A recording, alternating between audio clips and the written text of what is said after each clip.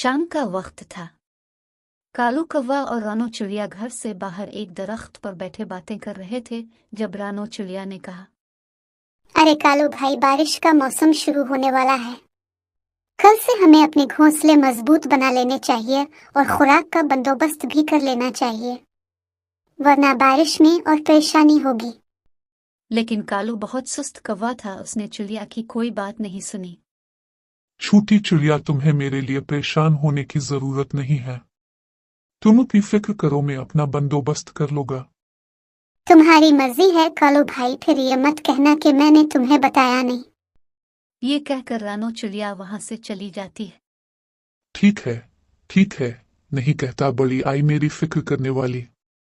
अगले दिन रानो चिड़िया अपना एक मजबूत घर बना लेती है। फिर वो बारिश के मौसम के लिए कुछ अनाज जमा करने के लिए जंगल चली जाती है।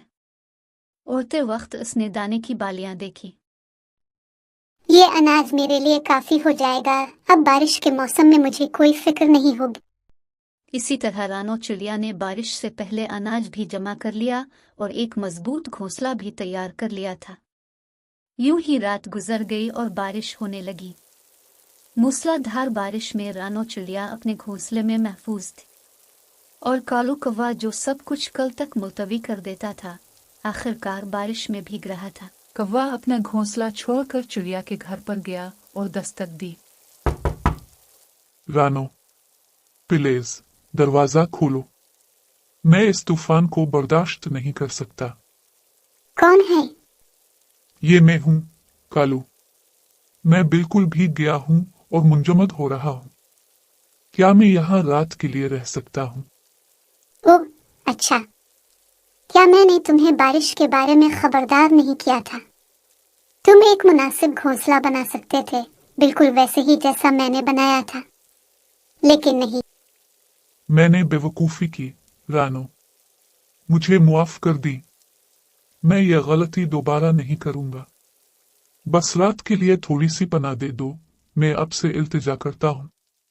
ठीक है, अंदर आओ, लेकिन इसे एक बार की पेशकश समझी। आपको ज्यादा जिम्मेदार बनना सीखना होगा। कालू अंदर जल्दी से अंदर आ गया। इसका जिस्म सर्दी और नमी से कांप था। जैसे ही वो घोंसले की गर्मी महसूस करता है, राहत का एहसास उस पर छा जाता है। शुक्रिया रानो, मुश्किल वक्त में मेरा साथ दिया। आप एक सच्ची दोस्त हैं। हाँ, एक ऐसी दोस्त जो अब से बेहतरी की तवक्को रखती है। इस सबक को याद रखना कालू। मैं वादा करता हूँ रानो, मैं दोबारा कभी तैयार न होने की गलती नहीं करूंगा। थकन इस पर हावी हो रही थी। कालू कोने में लेटकर नींद की तरफ चला गया। रानो उसे एक लम्हे के लिए देखती है। उसकी नजर में हमदर्दी का अक्स नरम होता है। सुस्त को हुआ, लेकिन कम अज कम उसने अपना सबक मुश्किल तरीके से ही सही लेकिन सीख लिया।